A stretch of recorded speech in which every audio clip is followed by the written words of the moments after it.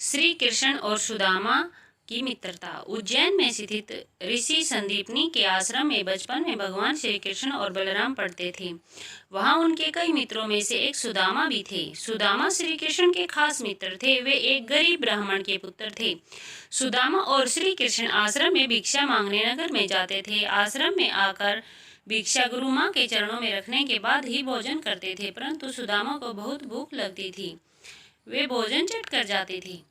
एक बार गुरु माँ ने सुदामा को चने देकर कहा कि इसमें से आधे चने श्री कृष्ण को भी दे देना और तुम दोनों जाकर जंगल से लकड़ी बीन लाओ। फिर दोनों जंगल में लकड़ी बीनने चले गए। वहां बारिश होने लगी और तभी दोनों एक शेर को देखकर वृक्ष पर चढ़ जाते हैं। ऊपर सुदामा और नीचे श्री कृष्ण। फिर सुदामा अपने पल्लू से चने निकालकर खाने लगता है। चने खाने की आवाज सुनकर श्री कृष्ण कहते हैं, अरे ये कट कट की आवाज कैसी आ रही है? कुछ खा रहे हो क्या? सुदामा कहता है, नहीं, ये तो सर्दी के मारे मेरे दांत कटकटा रहे हैं। यह सुनकर श्री कृष्ण कहते हैं, अच्छा, बहुत सर्दी लग रही है क्या? सुदामा कहता है, हाँ। यह सुनकर श्री कृष्ण कहते हैं कि मुझे भी बहुत सर्दी लग रही है। सुना है कि कुछ खाने से शरीर में गर्मी आ जाती है। यह सुनकर सुदामा कहता है, चने कहाँ हैं? वो तो पेड़ पर चढ़ते समय ही मेरे पल्लू से नीचे कीचड़ में गिर गए थे। यह सुनकर श्री कृष्ण समझ जाते हैं और कहते हैं, ओह, यह तो बहुत बुरा हुआ। यह सुनकर नीचे की डाल पर बैठे भगवान श्री कृष्ण अपने चमत्कार से हाथों में चने ले जाते हैं और ऊपर चढ़कर सुदामा को देकर कहते हैं कि पेड़ पर फल तो नहीं, लेकिन मेरे पास ये चने हैं। सुदामा कहते हैं, यह तुम्हारे पास कहाँ से आई? तब कृष्ण कहते हैं, ये गुरु माता ने दिए थे। वह अब तक मेरी आंटी से बंधे हुए थे। ले लो, अब जल्दी से खा लो। यह सुनकर सुदामा कहता है, नहीं नहीं, मैं इसे नहीं ले सकता। तब श्री कृष्ण पूछते हैं, क्यों नहीं ले सकते? सुदामा रोते हुए कहते हैं कि क्योंकि मैं इसका अधिकारी नहीं हूँ और मैं तुम्हारी मित्रता का भी अधिकारी नहीं हूँ। मैंने तुम्हें धोखा दिया है। कृष्ण, मुझे अक्षमा कर दो। कृष्ण कहते हैं, अरे, जिसे मित्र कहते हो उसे अक्षमा मांगकर उसे लज्जित न करो। इसी प्रकार एक बार श्री कृष्ण सुदामा को वचन देते हैं कि मित्र, जब भी तुम संकट में खुद को पाए तो मुझे याद करना, मैं अपनी मित्रता जरूर निभाऊंगा। बलराम और श्री कृष्ण आश्रम में भिन्न भिन्न कार्य करते थे। एक बार श्री कृष्ण, बलराम और सुदामा भिक्षा मांगने के लिए जाते हैं। एक द्वार पर खड़े होकर तीनों भिक्षाम देही कहते हैं और एक महिला अपनी बेटी के साथ भिक्षा लेकर बाहर आती है और कहती है, ब्रह्मचारियों, आ जाने में तुम देर कर दी। यह सुनकर श्री कृष्ण कहते हैं, माता, आज सारे आश्रम की सफाई करनी थी, बहुत काम था, इसलिए विलंब हो गया।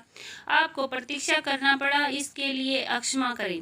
यह सुनकर वह महिला कहती है, अरे, अक्षमा कैसी? मैं तो इसलिए प्रतीक्षा कर रही थी कि रोज तुम रूखी सूखी रोटी लेकर जाते हो। आज घर में मालपुआ बने थे तो मैंने सोचा तुम जल्दी आ जाओगे तो गरम गरम खाओगे। देखो, मैंने कपड़े से ढक कर मालपुए गरम गरम रखे तुम्हारे लिए।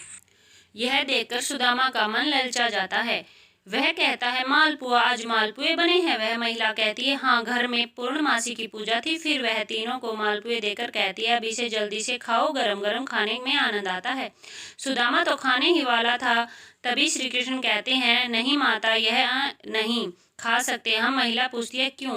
तब श्री कृष्ण कहते हैं कि आश्रम का यही नियम है, सारी भिक्षा गुरु चरणों में अर्पित कर दी जाए, फिर वह उसमें से जितना दे वही हमें खाना चाहिए। यह सुनकर सुदामा को अच्छा नहीं लगता। यह सुनकर वह महिला गुरु के लिए भी मालपुए एक पैकेट में उन तीनों के पास 4 पैकेट हो जाते हैं। फिर तीनों वहां से चले जाते हैं। रास्ते में एक नदी के किनारे रुककर बलराम और कृष्ण हाथ मुंह धोने जाते हैं। उसी दौरान सुदामा मालपुए निकालकर चुपचाप खाने लगता है। तभी श्री कृष्ण उसे मालपुए खाते हुए देख लेते हैं और मुस्कुरा देते हैं। फिर वह चुपचाप उनके पास पहुंचकर कहते हैं, तुम समझते हो कि मैंने कुछ नहीं देखा। तभी सुदामा पत्तल मोड़कर मालपुए ढक देता और कहता है, नहीं नहीं, मैं तो कुछ भी नहीं खा रहा हूँ। तब श्री कृष्ण कहते हैं, देखो, झूठ बोलना पाप है। यह सुनकर सुदामा कहता है, और ब्राह्मणों को भूखा रखना भी पाप है। यह सुनकर श्री कृष्ण कहते हैं, मैं तुम्हें भूखा रख रहा हूँ? तब सुदामा कहते हैं, और क्या, उसने कितनी ममता से कहा था कि मेरे सामने खाओ और तुमने आश्रम के सारे नियम बता दिए।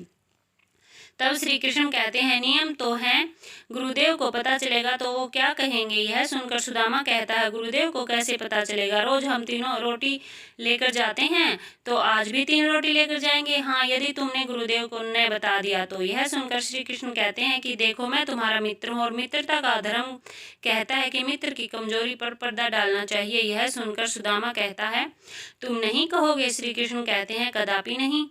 यह सुनकर सुदामा कहता है, तो फिर सारे मालपुए खा लूं? श्री कृष्ण कहते हैं, हाँ हाँ खा लो। फिर सुदामा खा लेता है। तो श्री कृष्ण मालपुए की एक पत्तल निकालकर सुदामा को दे देते हैं और कहते हैं, ये तुम्हारे हिस्से की भिक्षा हो गई, गुरु माता को दे देना। यह देखकर सुदामा प्रसन्न होकर कहता है, कुछ भी कहो, तुम मित्र बड़े खरे हो।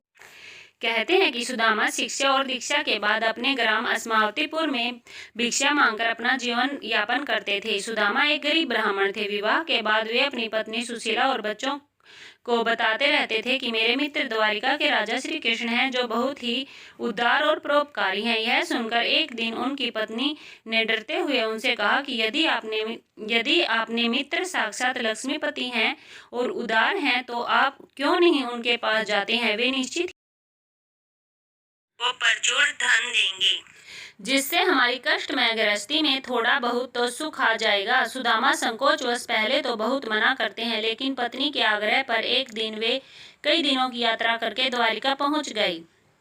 द्वारिका में द्वारपाल ने उन्हें रोका। मात्र एक ही फटे हुए वस्त्र को लपेटे गरीब ब्राह्मण जानकर द्वारपाल ने उसे प्रणाम कर यहाँ आने का आशय पूछा। जब सुदामा ने द्वारपाल को बताया कि मैं श्री कृष्ण का मित्र हूँ, द्वारपाल को आश्चर्य हुआ। फिर भी उसने नियमानुसार सुदामा जी को वहीं ठहरने को कहा और खुद महल में गए। श्री कृष्ण से कहा, हे प्रभु, फटे हाल दिन दुर्बल ब्राह्मण आपसे मिलना चाहता है। अपना मित्र बताकर अपना नाम सुदामा बतलाता है। द्वारपाल के मुख से सुदामा का नाम सुनकर प्रभु शुद्ध बुद्ध खोकर नंगे पैर ही द्वार की ओर दौड़ पड़े। उन्होंने सुदामा को देखते ही अपने हृदय से लगा लिया और प्रभु की आंखों से आंसू निकल पड़े। वे सुदामा को आदरपूर्वक अपने महल में ले गई। महल में ले जाकर उन्हें सुंदर से आसन पर बिठाया और रुक्मणी संग उनके पैर धोए। धोने के लिए जल की आवश्यकता ही नहीं पड़ी। उनकी दीनता और दुर्बलता देखकर उनकी आंखों से आंसुओं की धार बहने लगी। स्नान भोजन आदि के बाद सुदामा को पलंग पर बिठाकर श्री कृष्ण उनकी चरण सेवा करने लगे और गुरुकुल में बिताए दिनों की बातें करने लगे। बातों ही बातों में यह प्रसंग भी आया कि किस तरह दोनों मित्र वन में समीधा लेने गए थे और रास्ते में मूसलाधार वर्षा होने लगी, तो दोनों मित्र एक वृक्ष पर चढ़कर बैठ गए। सुदामा के पास एक पोटली में दोनों ने खाने के लिए गुरु माता ने दिए हुए कुछ चने थे, किंतु वृक्ष पर सुदामा अकेले ही चने खाने लगे। चने खाने की आवाज सुनकर श्री कृष्ण ने पूछा कि क्या खा रहे हैं सखा? सुदामा ने यह सोचकर झूठ बोल दिया कि कुछ चने कृष्ण को भी देने पड़ेंगे। उन्होंने कहा, कुछ खा नहीं रहा हूँ, यह तो ठंड के मारे मेरे दांत कड़कड़ा रहे हैं। इस प्रसंग के दौरान ही श्री कृष्ण ने पूछा, भाभी ने मेरे लिए कुछ तो भेजा होगा। सुदामा संकोचवश एक पोटली छिपा रहे थे। भगवान मन में हंसते हैं कि उस दिन चने छिपाए थे और आज तंदूल छिपा रहे हैं। फिर भगवान ने सोचा कि जो मुझे कुछ नहीं देता मैं भी उसे कुछ नहीं देता, लेकिन मेरा भक्त है तो अब इससे छीनना ही पड़ेगा। तब उन्होंने तंदूल की पोटली छीन ली और सुदामा के प्रारब्ध कर्मों को क्षीण करने हेतु तंदूल को बेहद चाव से खाया। फिर सुदामा अपने परिवार आदि के बारे में बतलाया, लेकिन अपनी दरिद्रता के बारे में कुछ नहीं बताया। फिर दूसरे दिन भरपेट भोजन कराने के बाद सुदामा को विदाई दी, किंतु विदाई के दौरान उन्हें कुछ भी नहीं दिया। रास्ते भर सुदामा सोचते रहे, हो सकता है कि उन्हें इसी कारण से धन नहीं दिया होगा कि कहीं उसमें अहंकार न आ जाए। यह विचार करते करते सुदामा अपने मन को समझाते हुए घर पर पहुंचे तो देखा उनकी कुटिया के स्थान पर एक भव्य महल खड़ा है और उनकी पत्नी स्वर्ण आभूषणों से लदी हुई तथा सेविकाओं से घिरी हुई है। यह दृश्य देखकर सुदामा की आंखों से आंसू निकल आया और वे सदा के लिए श्री कृष्ण की कृपा से अभिभूत होकर उनकी भक्ति में लग गए। जय श्री कृष्ण।